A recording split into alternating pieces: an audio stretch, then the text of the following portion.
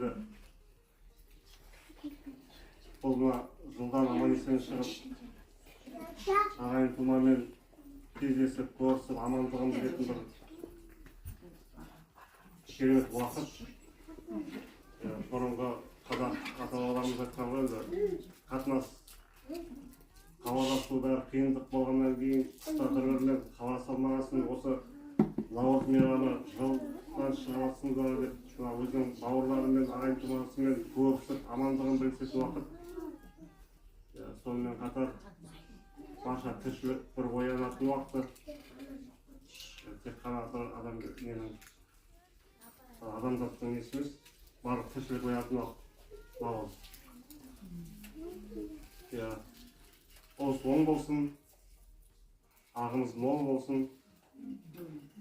Осындай бір керемет уақытта кездесуді бізге Алла Тағала насip етсін.